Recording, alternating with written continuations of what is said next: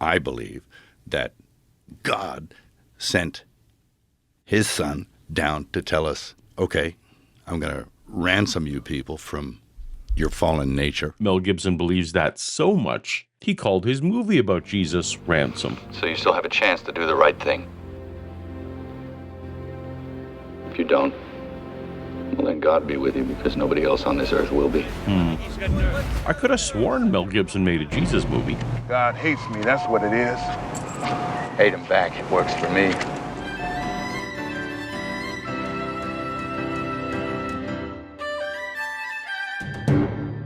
Welcome to Paulogia, where a former Christian takes a look at the claims of Christians. That's called apostasy. Right. That's a falling away from it. And the very nature of apostasy means that you have to be part of it to fall away from it. Mm-hmm. So it's an inside job. True enough, Mel. I am an apostate. You might remember Mel Gibson from his many films, or perhaps from his many unhinged rants revealed by leaked audio recordings. I'm a master of it. While I was finishing up my video about Wes Huff talking about the resurrection of Jesus on the Joe Rogan Experience, YouTube let me know that Joe's very next guest was also talking about the resurrection of Jesus. So I figured, hey, while I'm here, we'll cover Mel Gibson talking about his reasons for his belief in Christianity, is there good and evil, the new evidence for the Shroud of Turin, evolution, and his plans to make a sequel to Passion of the Christ called Resurrection of the Christ. Let's start with Mel telling us in his own words the reasons why he is a Christian. It won't be convincing, and I believe that. I actually am, I was born into a Catholic family. I'm very Christian in my beliefs, So I do actually believe this stuff to the full. But that's not the only reason I buy it. I mean, I think, there's other logical reasons why I believe. So. Like what are those? Oh, okay. Stuff that happens in your own life. The results you get from actually appealing to a power greater than yourself, And, I mean, I don't think it's any secret. I am flawed in the fact that I am, by nature, born an alcoholic, right? I did drugs, I did alcohol, so... and there was nothing that could stop me from doing that. Nothing. So I was really kind of you're on a downhill run. So I regard the fact that I was able to appeal to something greater than myself to help me and actually stop me doing that. I think that's a miracle. It is. For me, it is. They're looking at a miracle. And deep down, they feel that whatever's going to happen, there'll be someone there to help them. And that fills them with hope. So to reiterate, Mel was addicted to alcohol, and in his words, nothing could stop me from doing that. But then he appealed to something greater than himself, and he did stop drinking, and he attributes that to a miracle. How will this compare to later in the interview, when Mel describes his addiction to smoking? Because I smoked for 45 years and I couldn't stop. Once again, another addiction Mel says he couldn't stop. So, same scenario. Did God give him a second miracle? And I read this silly book by Alan Carr, and it's the only thing that made me stop. It worked like crazy. But The book made you stop? Like what? the book made me stop. Okay, so a book achieved the same thing as God. Must be a good book. What I was in read the this book? book. It was the book called The Easy Way to Stop Smoking. And it's a silly title, right? And it was sad, and my son gave it to me. He said, "Stop smoking, Dad. Here's this book." I left it on. I used to walk past the bookshelf and go, dumb book, dumb title, And then I finally, my doctor said, "You have first stage emphysema." And I'm like, "You got to be kidding me." He said, "Yeah, you got to cut the smile." I said, I better read this book. So I read the book and I stopped. Right? So it was, I think it was like neurolinguistic programming or something like that. You read it and you kind of self-hypnotize yourself. But it worked. I see. So Mel admits he stopped his own smoking addiction, but thinks God was required for the alcohol addiction. But if he could stop the second one with human effort combined with the inspiration of a book, what makes anyone think he didn't also stop the first one on human effort combined with the inspiration of a religion? They had a chapter where it says, okay, we focused on the negative aspects of smoking. Now we're going to talk about the good aspects of smoking in the next chapter. And then you turn the page and the page is empty. You know? And it's just a trick. It's a mind trick. The whole thing was a mind trick, but it worked, and I don't know why it worked. What if God was also a mind trick and you don't know why it worked? Trust me. Okay, trust me. Okay, back to his alcohol miracle discussion. And that's the essence, I think, of why it works. Because you can't explain it otherwise. I mean, you kind of can, but I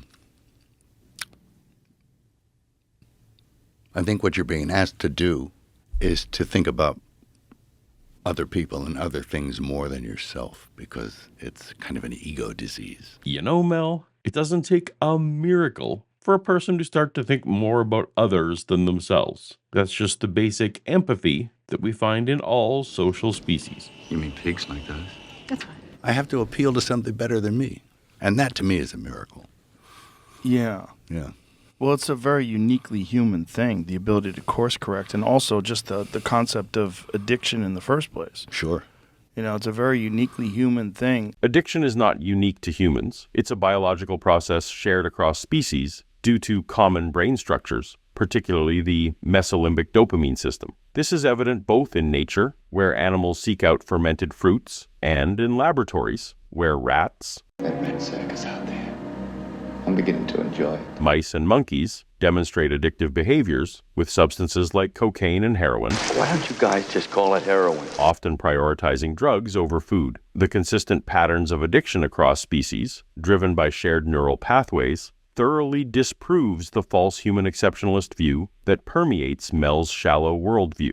That a former addict attributes their sobriety to a deity doesn't tell us whether it was really a deity involved. Mel conquered 2 different addictions and gives 2 separate causes, even though he ultimately acknowledges both were mere attitude changes. Obviously, changing your attitude doesn't require a god, even if it's inspired by the notion of a god. And this is in the next film I'm going to do, I'm going to try and tackle this question. That there are big realms, spiritual realms. There's good, there's evil, and they are slugging it out for the souls of mankind. Despite some sloppy phrasing here, Mel and Joe are advocating that evil and good are ontological entities rather than labels we apply to other entities, their actions, or their choices. Could be bad. Could be good. If you've watched me live, you've probably heard my disapproval of using evil as a noun. And they were Right. doing it for kickbacks. Yeah. I saw that. It was a Evil. documentary. Yeah, evil. Again, what we're talking about, good and evil. Yeah. Like these are real things, and rational people that profess themselves to be intelligent and secular, they don't want to believe in good and evil. They don't think that they just think people do bad things.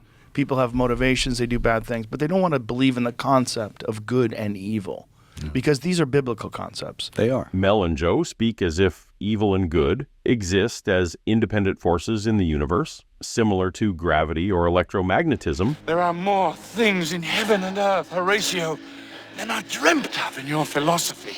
However, this view confuses ontological entities, things that exist independently of human minds, like rocks and atoms, with properties we use to describe actions and their outcomes. Consider how we evaluate efficiency in everyday life.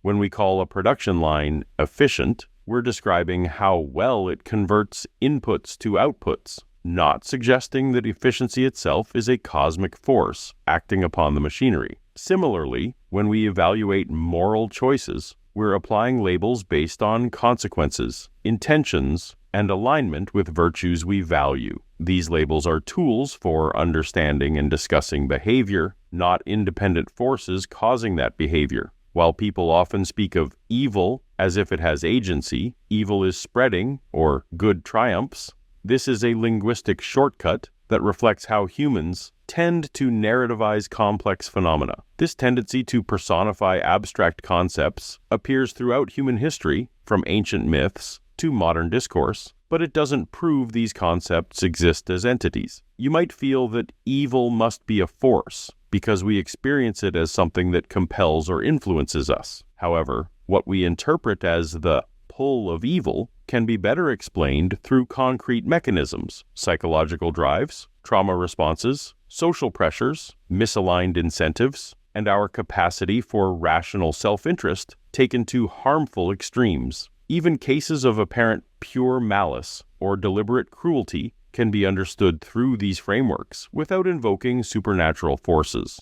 The human mind evolved to detect patterns and create narratives, which is why religious and mythological traditions often personify good and evil as cosmic forces. While these metaphors can be valuable for understanding moral experience, they shouldn't be mistaken for literal truths about reality. By recognizing good and evil as properties we attribute to actions, rather than independent entities, we can better understand moral behavior and make more nuanced ethical judgments. They've been around since the beginning. And people want to pretend they're smarter than the people that sort of embrace these biblical concepts. My rejection of these concepts has nothing to do with the Bible. It comes from just thinking about it for a minute, rather than rolling with a lifetime of imprecise language. Despite their intuitions, whenever Joe and Mel use good and evil in this interview, they are actually using the words as labels, not entities. Yeah. Yeah, I know. That's the dirtiest, most evil practice that the Catholic Church has been accused of. This is obvious, right? There is a practice of the Catholic Church. Your mind is probably filling in the one in question, and it is to that action that we apply the label evil, because we instantly, subconsciously acknowledge that that action is harmful. Yeah. They seem to be complicit with a... 100%. And, you think, well, why? Well, why? Because of money. I I think this is what we were talking about before, that there is good and evil. Yeah. And Yeah, yeah. sometimes it manifests itself in a very clear and obvious way. And I think that's what that was. That was evil. That was putting people's lives second and putting money first. While he initially appealed to good and evil as objects, the sentence ultimately needed to resolve by switching to use evil as a label for the choice of prioritizing profit over life. Again, it is the profit motive and the harmful actions that are categorized as evil here. There's so much resistance because of the FDA. Yeah, sure. And the resistance is purely because of money. It's an evil thing. It's not because they're not effective. It's not because they're dangerous. It's just because of money. Evil is not the evil thing. Profit motive is the thing being labeled as evil. Because they wanted a profit off of it, which brings us back again to evil. Evil's real. It's real. Putting money over human lives is evil. I agree. It's a real thing. Again, evil's real is nonsensical here. If he means evil is an entity, he corrects it immediately. Putting money over human lives is a choice that he labels as evil. The label itself isn't what's real. Some people choose money over lives. Those choices are what are real, not the label. Now that's a real badge. I'm a real cop, and this is a real fucking gun. I mean, just recently they verified the Shroud of Turin. Have you seen that? For those unaware, the Shroud of Turin is a linen cloth bearing the faint image of a man, which some believe to be the burial cloth of Jesus. In 1988, the shroud was carbon dated by 3 laboratories to between 1260 and 1390 AD, making this a medieval artifact, not a 1st century burial cloth. But this has not deterred a subset of fervent believers, mostly Catholic, to continue to have faith that it's real. The Shroud of Turin is 2,000 years old. I've been reading about it, and I know that there's some contention, there's some discussion and debate about it, but they used to think that it was only a couple hundred years old. Yeah. And now they've changed that. Yeah, they said no, it's back then. So no one has changed anything. It's likely that Mel saw some August 2024 coverage from the Daily Mail. If you don't know much about Daily Mail, they're not too reputable. For some reason, publishing a clickbait article about a stale research paper that was already 2 years old at the time. Again, it's not really necessarily new. It might be new to you in the sense of you've never heard of it. It was 2 years ago. It was in 2022 that the article that's referenced here was actually published. But those headlines were enough to get people excited again for some reason. So it says, study published in the journal Heritage, the authors conducted dating work on a sample from the shroud, coming to the conclusion that it may be a 2,000-year-old relic. The shroud, which has long been the subject of intense scrutiny, features a faint image of a man some believe is the body of Jesus miraculously imprinted onto the cloth. While the latest study does not discuss the question of whether or not the artifact was indeed Jesus' burial shroud, specifically, the authors did find its age is roughly consistent with his time.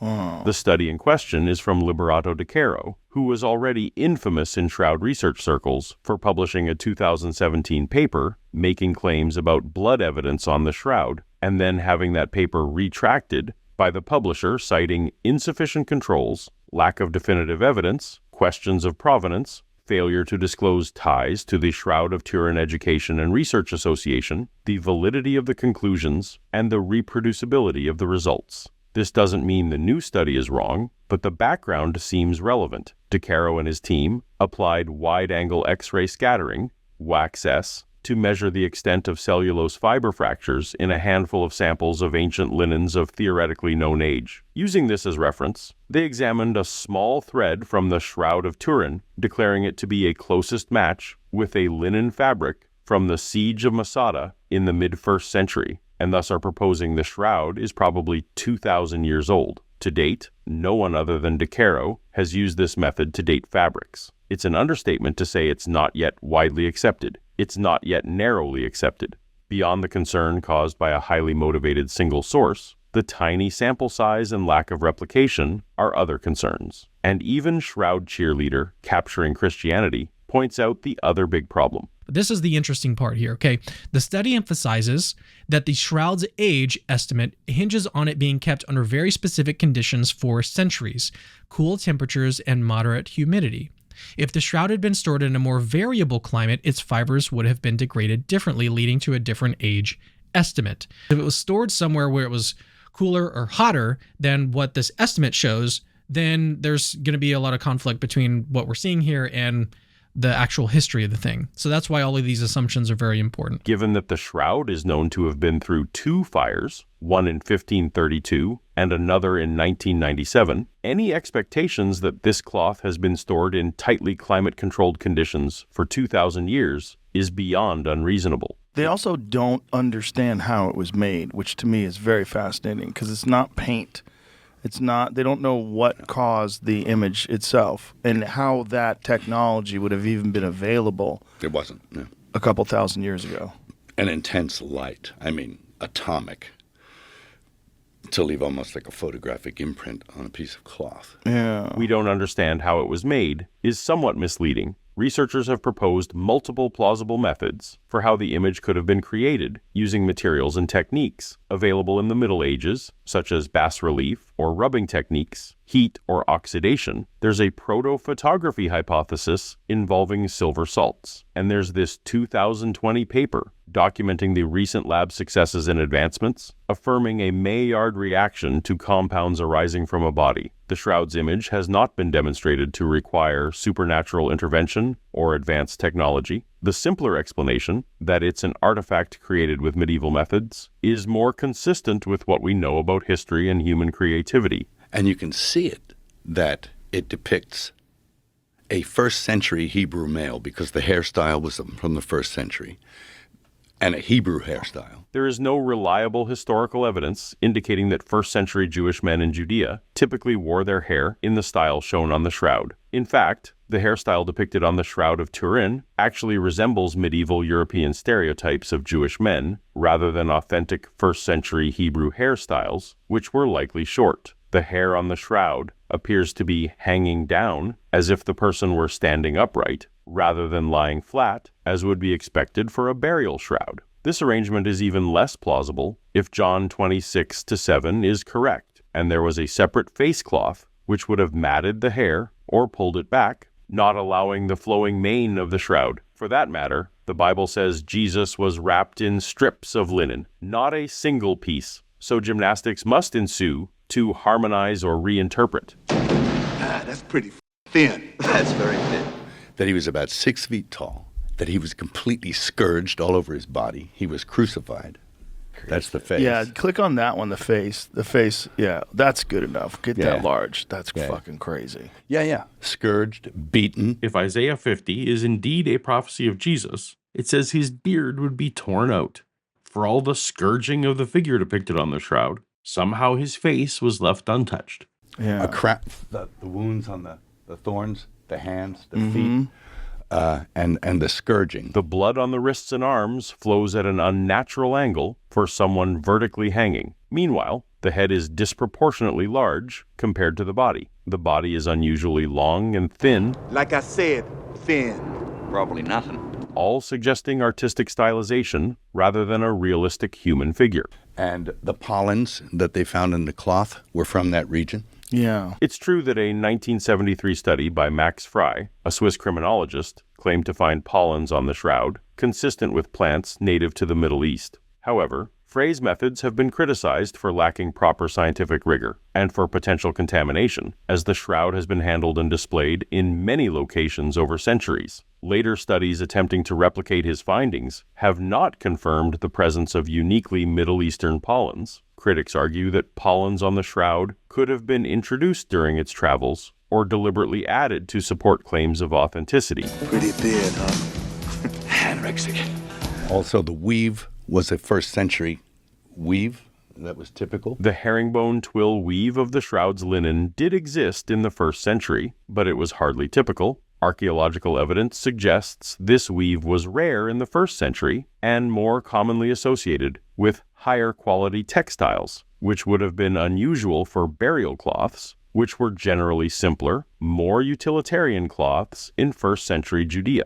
Importantly, similar weaves were also used in the medieval period, particularly in Europe, where the shroud is believed to have originated, so the weave is very inconclusive. Another guy, an archaeologist who I knew who actually translated the Passion into Aramaic, told me that if you look close, you can see the image of a Tiberius coin marks on the eyes. Now, I don't know if that's real or not. I've never actually checked that, but that there's images of Tiberius on the coin. Because they would put the coins over the eyes? Yeah. So that would date it. This paper in conservative journal The Biblical Archaeologist asked, was the coin on eye custom a Jewish burial practice in the Second Temple period? And after a comprehensive study, the answer was no.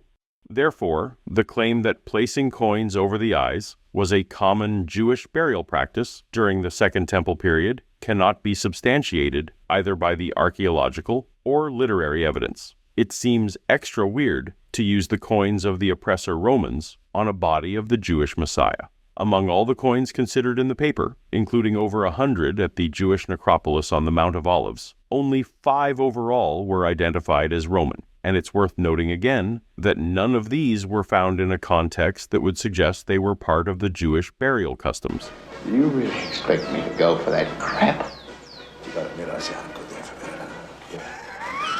But they have now verified that it does actually go back to that time period. For a while, they were testing pieces that had been repaired in the 13th century. This is often repeated, but unsubstantiated. Carbon-14 dating conducted in 1988 by 3 independent laboratories placed the Shroud of Turin's origin between 1260 and 1390 CE, strongly suggesting it's a medieval creation rather than a 1st century relic. While some supporters claim the tested sample came from a medieval repair patch, this argument lacks solid evidence. The original research team carefully selected their sample to avoid any contaminated or repaired sections, though scientist Ray Rogers published a 2005 study suggesting the tested area contained cotton threads from a medieval repair. His findings remain controversial and haven't been independently verified by other experts in the field. All of this could be put to rest with another test, and I'm pretty sure the Jesus of the Bible would value truth over putting a small hole in an object. The carbon date's wrong, as many people feel. Well, why haven't we done another carbon date? And it's and that's a question for the Turin authorities to answer. Even if they did a new test, Mel wouldn't buy it. I question carbon dating. Really? Yeah. Well, that makes things a lot simpler. Well, yeah. We'll get to his science takes in the next segment. What is the latest on that, Jamie? Can you see, I was trying to get that. I have 2 different articles from within the last 6 months saying the opposite Smithsonian things. So yeah, opposite, of course. Dig into which one sounded the most accurate. You're going to feel very silly when this turns out to be all just make-believe. Well, it's such a crazy thing to even try to verify. What are you saying? You're saying that this is really the shroud that Jesus was covered in? So you're saying Jesus historically absolutely did exist, and we think that this is the shroud that covered him. That alone, people, incredulity, people's immediately their hackles raise. One could as easily throw out Credulity. People just immediately accept what they want with hackles lowered. Broadly impugning motive isn't going to get us any closer to truth. Instead of like looking at it objectively, they almost always want to look at it from a point of view of disproving it immediately, dismissing it immediately. But that's that's science, isn't it? You have to sort of you play the devil's advocate, and that's okay. Go for it. I hate to say it, but Mel is correct. The entire scientific method is built upon disproving hypotheses, not proving hypotheses. None of the science we use today has been proven in a formal sense. It's only failed to be disproven so far. Yeah.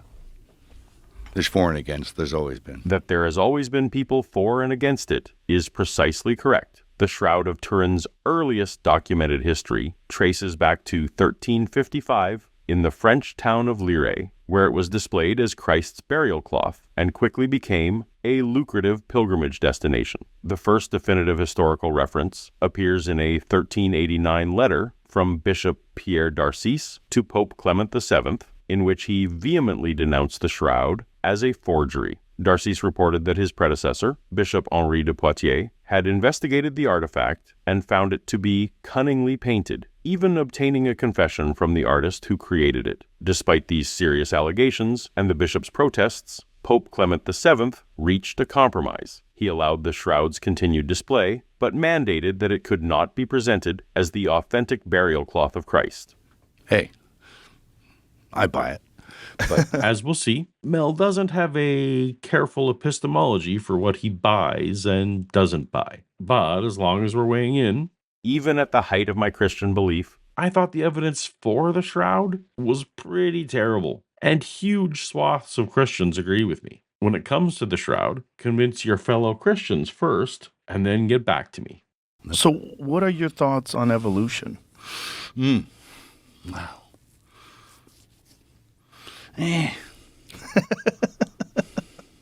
The Darwin thing? Yeah. I don't really go for it. The highly dubious claims about the shroud, Mel buys. The most supported and least contested hypothesis in all of biology, that he doesn't go for. Okay, let's hear it. No? Yeah. Ice Age, dinosaurs, what did they turn into? You nickname God's creatures and make your wantonness your ignorance. I mean, things became extinct at some point. I don't think I was some kind of legless thing that crawled out of the ocean. I don't think I came from that. Yet earlier in the interview, Mel seems to endorse the notion of a past as part of the broader animal kingdom. I actually spent a long time in my animal brain, which is a very horrible place to be. And when you say that, what do you mean by you've spent a long time in your animal brain? You're in flight or fight. Right. All the time. You don't even sleep. It's really not a good place to be. And if anybody looks at you the wrong way, you want to bite them. Inconsistency is key. Carry on. I think I was created. Do you think other things were legless things that came out of the ocean? Do you think multi-celled organisms came out of single-celled organisms and there was some sort of a natural selection and random mutation and it led to everything else but us? Sure, look at gain of function. Right. You can make stuff happen. Mm-hmm. And I'm sure stuff did happen. But I think it's all part of creation. I think it's all ordered. I think anything left to itself without some kind of intelligence behind it will devolve into chaos. I don't make things complicated. That's just the way things get all by themselves. And so that there has to be some big intelligence that orchestrates everything. Actually, nature doesn't need a conductor to play its symphony. The laws of physics, chemistry, and biology provide all the structure needed. For example, water always flows downhill, plants always grow toward light, and toddlers always find the most dangerous object in a room. Complexity arises naturally when conditions allow it. Snowflakes form intricate patterns without a snowflake-making committee. Similarly, evolution, while unintuitive, explains how life's complexity builds incrementally over billions of years. But what do you think separates us from all the other creatures? Wow. I think we have a soul. We're created with a soul. God makes men what they are. The idea of a soul has historically been used to explain human traits like consciousness, morality, and individuality. However, scientific research has shown that these traits arise naturally from the brain's structure and function. Studies in neuroscience suggest that consciousness is an emergent property of brain activity. Complex networks of neurons firing together give rise to our thoughts, emotions, and self-awareness. Psychology and evolutionary biology explain moral instincts as adaptive traits that promote group survival. Empathy, cooperation, and fairness have clear roots in our biology and social structures. Our unique personalities stem from a mix of genetics, upbringing, and life experiences, all operating within the physical framework of our brains. These discoveries don't rule out the existence of a soul, but show that we don't need one to account for what we observe. It's like realizing you don't need a magical explanation for why bread rises. You just need yeast and heat. If a soul exists and interacts with the body, there should be a detectable interface, a way for this immaterial entity to influence the material brain. Yet, no scientific evidence supports such an interaction. You know, I went to a restaurant last night.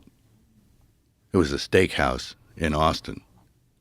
And it was interesting because all the pictures on the wall are pictures of animals that look resentful, like cows and steers staring at you, looking angry as you rip into a steak.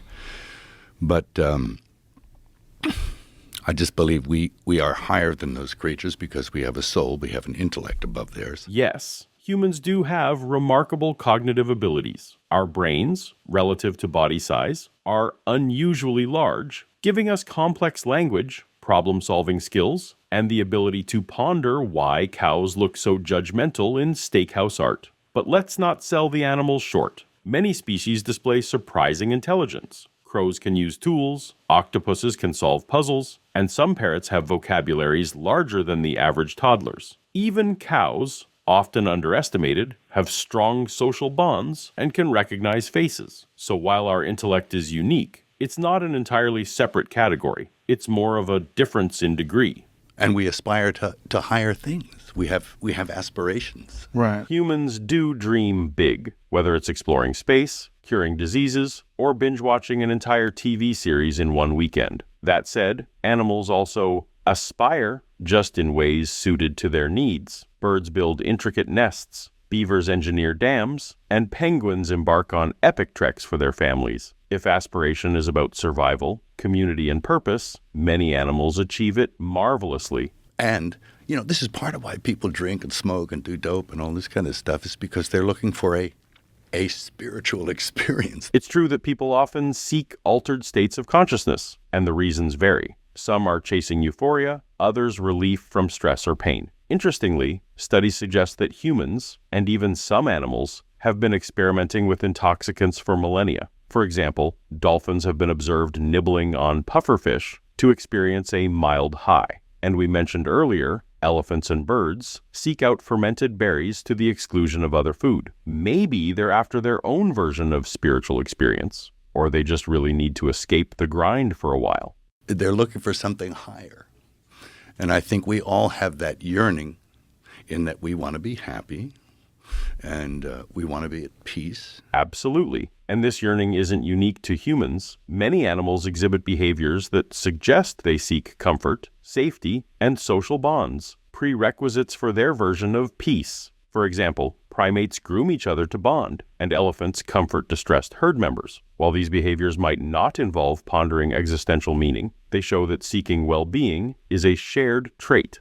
And we want everything to be hunky-dory, so there's this yearning inbuilt in all of us for that. What you're describing ties into dopamine, a chemical in the brain that governs motivation and reward. Dopamine makes us chase things we think will bring happiness, whether it's food, love, or watching podcasts on YouTube. However, it's more about the pursuit than the end result. Happiness is fleeting, and the brain quickly resets its baseline.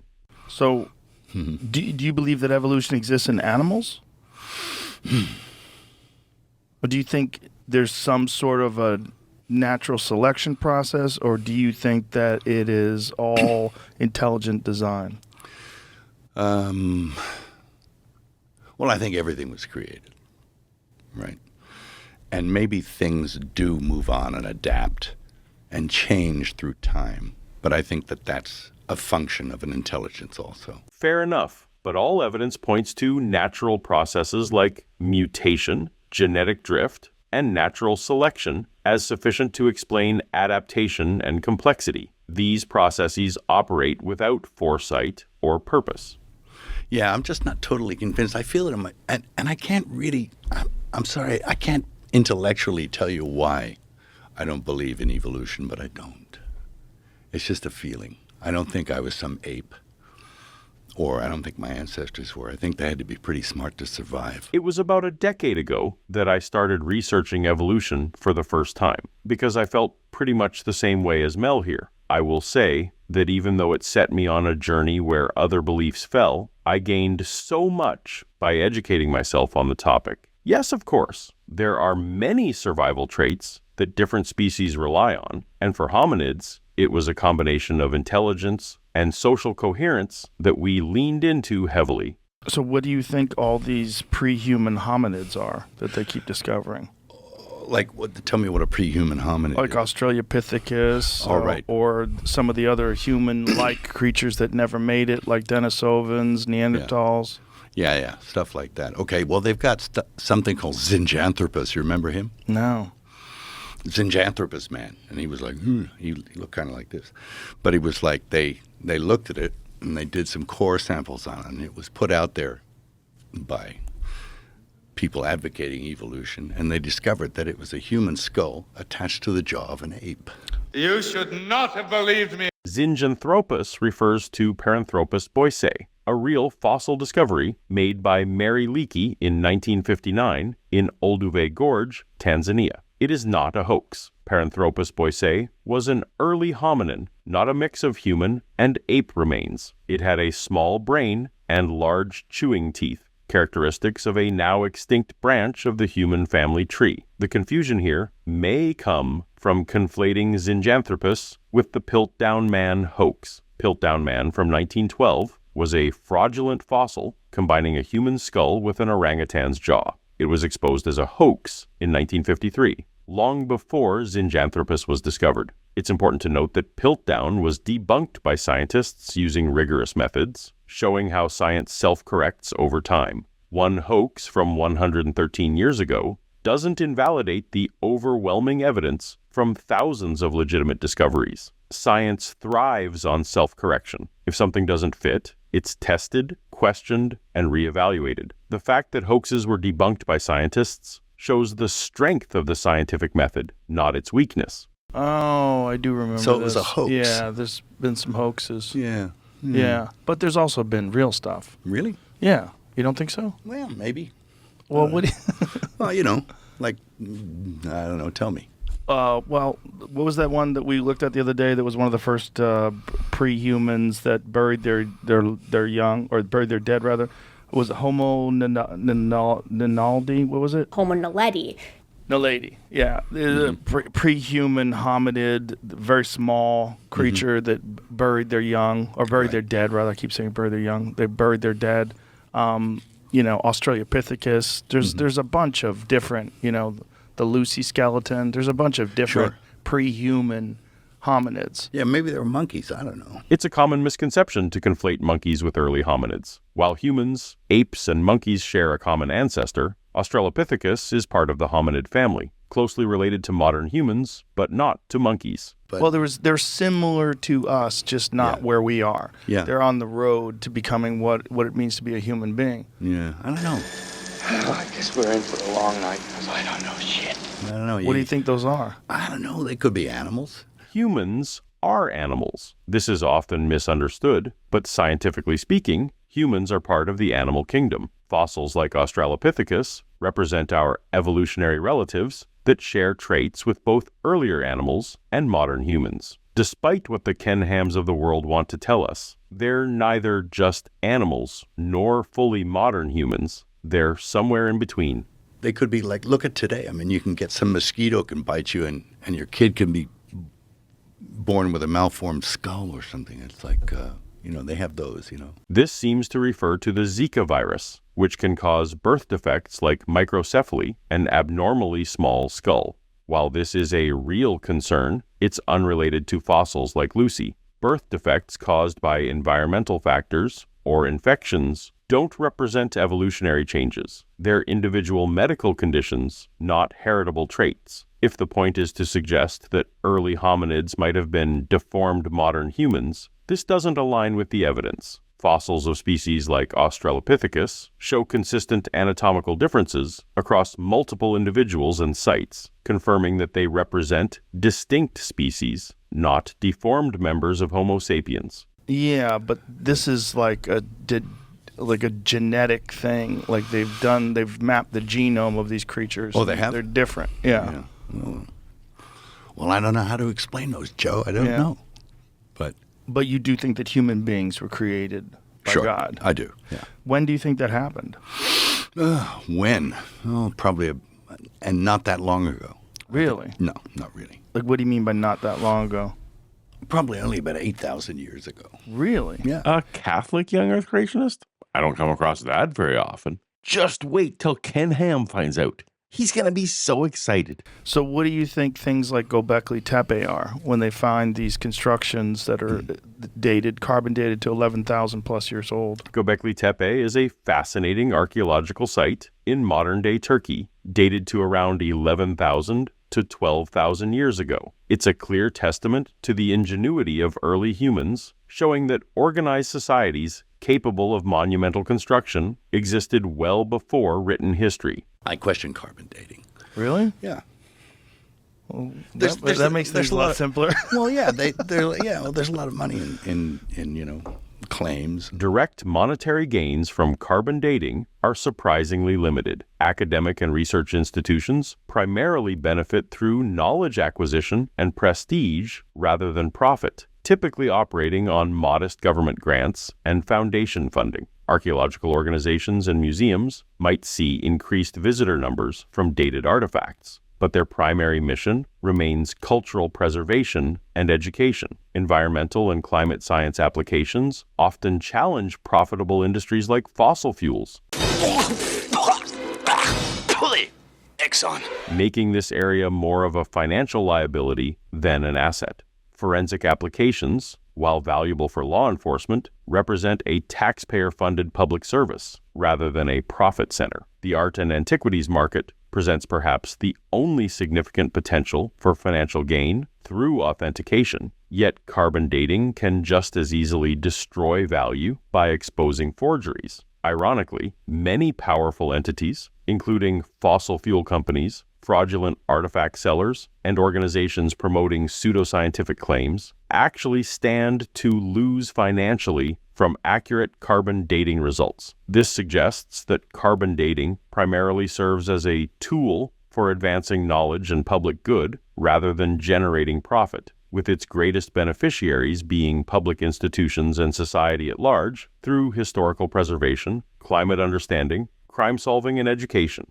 A good conspiracy is an unprovable one. If you can prove it, I mean, they must have screwed up somewhere along the line, and if that's the case, well, carbon dating seems to be pretty rock solid studies. Yeah. I mean, the science behind radiocarbon dating and detecting carbon isotopes. It's like, that's pretty legit. Yeah. I don't know. I can't square it. Yeah. Well, you don't have to. And I don't have to. And what difference is it going to make to me? Yeah, that's the thing. It's it doesn't make a difference in terms of your experience in this life on Earth. No. Like you can have your faith and your ideas and live a great life from beginning to end, and it might not suit you to really ponder evolution and all the puzzles and problems. Not everyone feels that same compulsion to dive into evolution the way my cognitive dissonance forced me into a decade ago, and that's okay. People have different interests and priorities. However, it's pretty irresponsible to dismiss evolution when you're a public figure, going on one of the largest platforms in the world, and spending most of the time giving very specific layperson advice on medicine, health, and conservation. Evolution explains how bacteria and viruses develop resistance to drugs, guiding how we fight diseases and infections. Knowledge of evolution helps us protect endangered species by understanding how they adapt or fail to adapt to changing environments. Evolutionary principles shape how we breed crops and livestock for sustainability and resilience against pests and climate change. I'm not weighing in on Mel's extensive medical takes in this interview, but I think it's fair to point out that they're coming from someone who is willingly ignorant about the most fundamental biological model that exists. It's like dinosaurs. They just stop. Mm-hmm. So what did they evolve into? Chickens.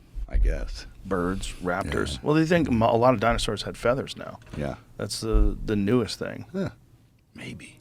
You don't think so? I don't know. I need to take a pee. I'm so Okay, desperate. let's take a pee. Let's take a pee. We'll take a break. Me too, actually. Everyone feel free to hit pause or just take your phone with you to the bathroom. I won't judge.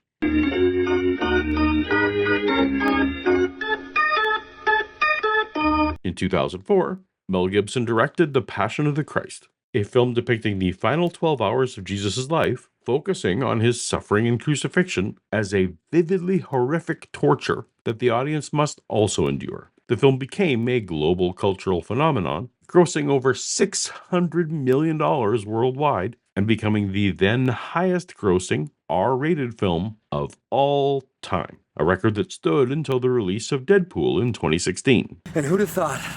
Now I'm talked about in the same sentence as Jesus. Passion of the Christ, then me. At least domestically. We beat them overseas, where there's no such thing as religion. Quite a few have passed it since, but last year's Deadpool and Wolverine is atop the list. I am Messiah. I am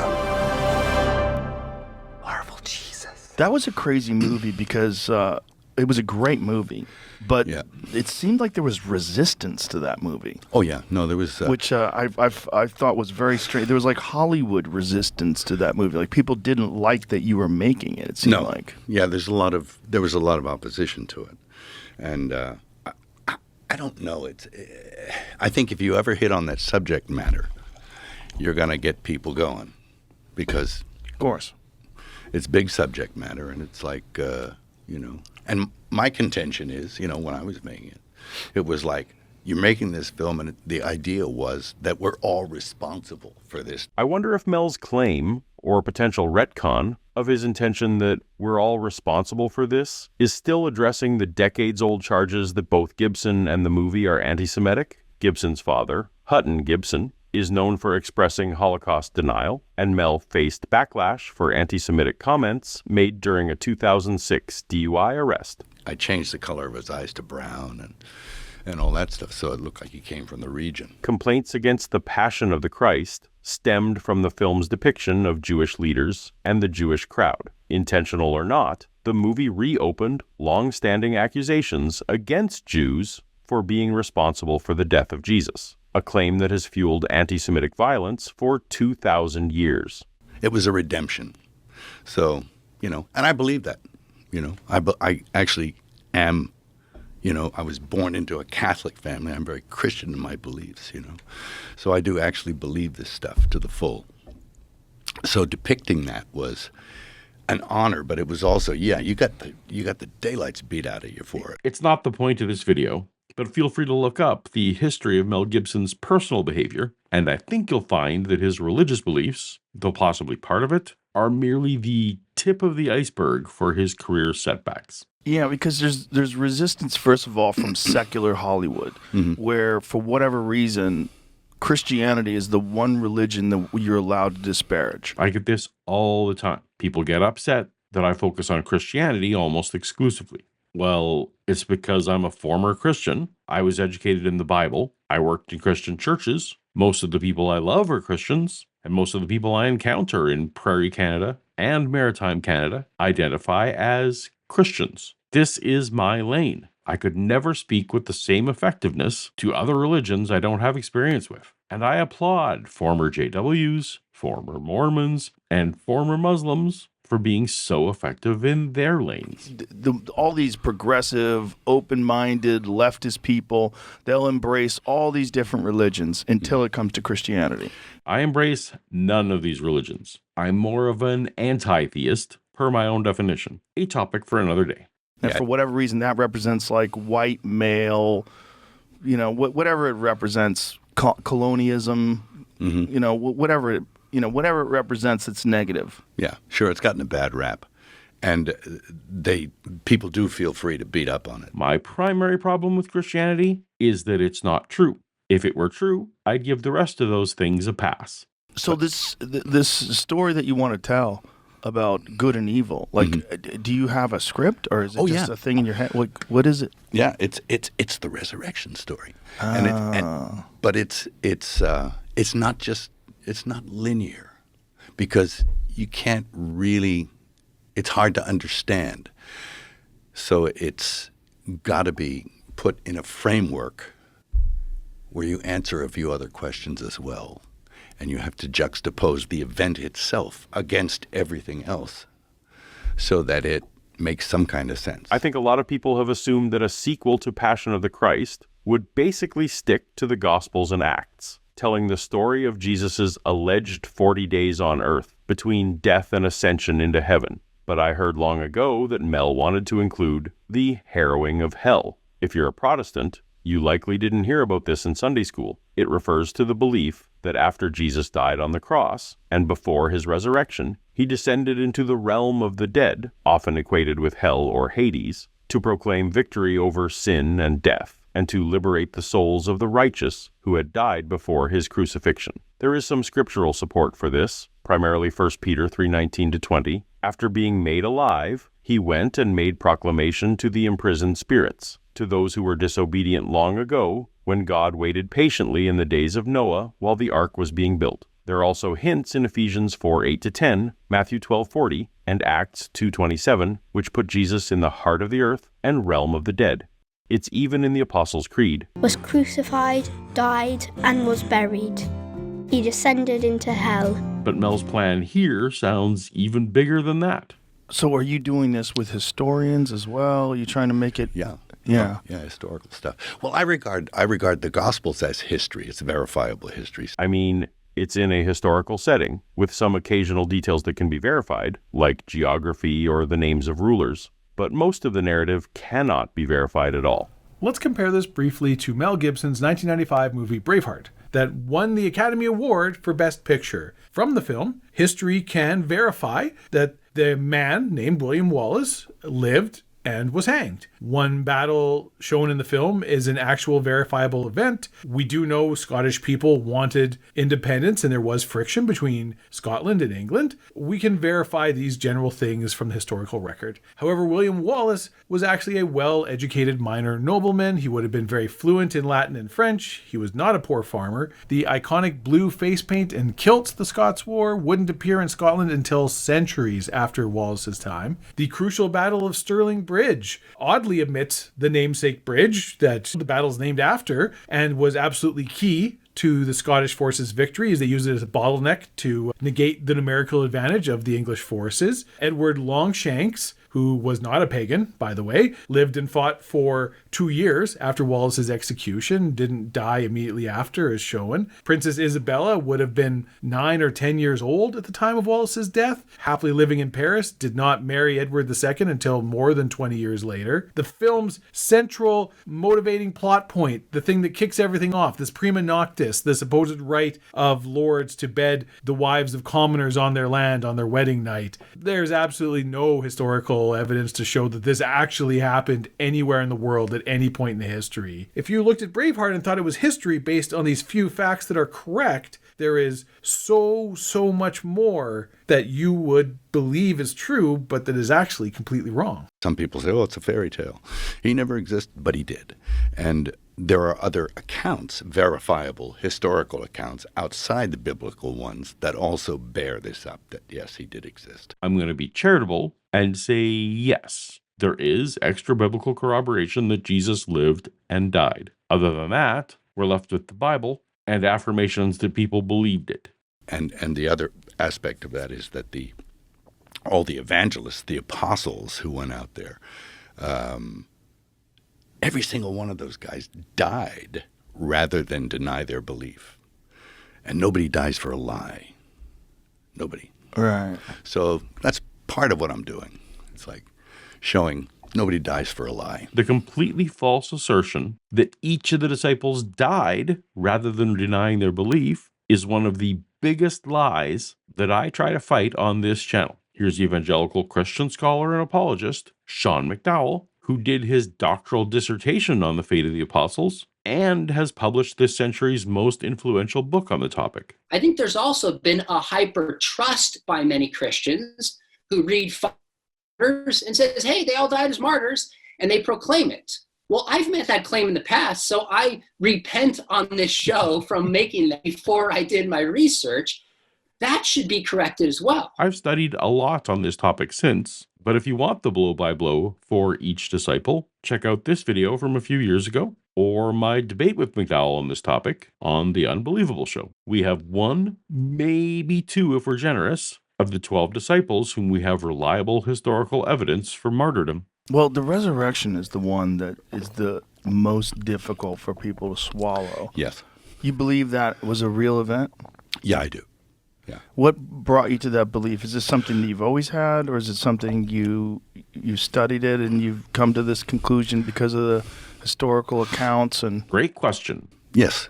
I think as a child, one accepts things on faith because, you're raised by people who are nice to you and they believe it. And my dad was a pretty smart guy. He was like Mensa smart, like real smart. So as a child, you learn these things and you accept them on faith. This is largely my story as well. I took it on faith because my highly intelligent parents, as well as pastors, teachers, and mentors, believed it, and I took it on their authority that they had looked into the evidence. And I still have that faith, but as I got older, I came to it through intellect and through reading and putting things together in accounts, and then occurrences like in my own life. Sadly, we never hear the details about Mel's intellectual journey to this conclusion or what he read to get there. He does pair that with occurrences in his own life, so it's not purely historical evidence. Mel demonstrates some serious epistemological flaws and inconsistencies throughout this interview. You think I'm crazy? Yeah. You calling me crazy? You think I'm crazy? Yeah, you want to see crazy? I'll tell you. So I'm skeptical about his putting things together here, but perhaps we'll never know for sure. When are you going to start filming? I'm hoping next year sometime. There's a lot required because it is, I'll just tell you this, it's an acid trip. Jesus' resurrection is an acid trip may not be the quote you want for the poster. And I think in order to really tell the story properly, you have to start with the fall of the angels. The famous narrative of Satan's fall from heaven, where he was supposedly the most beautiful angel who rebelled against God due to pride and was cast out along with his followers, isn't actually found as a single story in the Bible. Instead, it's a blend of different sources, some biblical passages, like Isaiah's morning star falling from heaven, and Ezekiel's description of a perfect being in Eden, early church father traditions, and especially John Milton's epic poem, Paradise Lost, from 1667. The poem was so influential that many people now assume its dramatic details are biblical when they're actually literary inventions that helped turn scattered religious references into the cohesive narrative many know today. Much like people now assume William Wallace had blue paint on his face and wore a kilt. So you're going to have hell, you're going to have Satan, all that? Yeah. Whoa. Sure, you got to have, yeah. Right. You got to have his origin. I mean, if the Bible didn't need Satan's origin, I don't know why your film does. It's very ambitious. That's all I'll say. It took a long time to write. It's really ambitious, and it goes from like the fall of the angels to the death of the last apostle. Ah, so we can assume that Mel will be incorporating non-biblical, non-historical accounts of the fates of the apostles, written many centuries after the fact. I guess I'll need to do a video covering it, if I'm still around when it's finally released. Do you have a start date? I don't have a start date. I just have to begin pre-production and see what happens. And it's just going to roll in its own time. It's taking its own time. I thought it was late. I thought, it's taking too long. It's taking too long, but it's probably just right. Yeah, it's when it's supposed to be. Yeah. Well, if you believe that, that's true. If you believe that, that's true, is a terrible statement. Truth is the extent to which a proposition conforms to reality, as adjudicated by predictive power. We all believe things that are not true. Believing something obviously doesn't make it true. Do you consult with someone, like a biblical scholar? Oh, yeah. Yeah. Oh, my goodness, yeah. I would love to know the names of the Bible scholars that Mel is consulting. And, of course, there's your own a thing that comes into it from having read the book a few times. You read the book a few times, and it's amazing how your memory, how there's these recessive files somewhere in the background, how you can correlate this piece to that piece over there. And that's important because juxtaposition is everything with this story. Don't worry, everyone. Mel read the Bible a few times, and that will rely on his memory and the correlations his mind makes in the background, just like Braveheart or Apocalypto or his Revolutionary War movie. Should be great. Mel Gibson actively hates history and wants to kill it. I don't know that you can do it in a foreign language because the concepts are too difficult now. So that you may have to resort to the vernacular so that that at least is clear. It wouldn't make much sense for pre-human angels to speak Aramaic when that's a language from future Earth around the 10th century BC. They need to be speaking some kind of angel language that you invent, like Tolkien's Elvish or Klingon. I think I've written it in English, but I wrote the last one in English too and translated it. And then the people had to learn to speak it because I think there's only about 400 people that actually speak Aramaic still. Wow. And apparently they understood it, so I was happy about that. Wow. So that was good. Yeah. 400,000 people, sorry. Oh. In the world. That makes more sense. Yeah. Sorry. 400 people. Apparently there's just something about Joe Rogan that makes his guests say 400 when they really mean a bigger number. Well, Paul says that 400 people saw him all at once. I'm pretty sure that's 500. And then he appeared to 400 people all at once. You said it wrong again? Well, I can't wait to see it, man. Me too, Joe. Me too. But probably not for the same reasons. Mel did say some kooky stuff about the Ark of the Covenant. This Ark of the Covenant, this actual thing, that it's an actual physical thing that's there. And if you touch it, you get zapped. Yeah, and that even being in its presence fucks these people up. Maybe. Who knows? I mean, it's got to be someplace, right? They buried it. They lost track of it. Yeah. But, man, it used to be. And all the stories are if you even touched it, you fall over, because it was constructed electrically somehow. Yeah, like what is that? What's in there? Why is it giving people cancer if they're really protecting it? I think it's the actual structure of the container it's in that is the problem. That's my thought on it. I could be wrong. But I think inside it they have things from like when Moses was like manna and, stuff like that they managed to keep from, like, for example, they say that that Golgotha, the place where the crucifixion happened, it's called Golgotha, the place of the skull, because that's where Adam's head is buried. Really? Yes, and that it's also perhaps the same place. But that started to get a little too close to Kent Hovind for my liking. I have a question. Where is the Ark of the Covenant? It is still in Israel. I covered that on video number 7. It is still in Israel. It's right under where Christ was crucified on Mount Moriah. And it's great material on that on DVD number 7.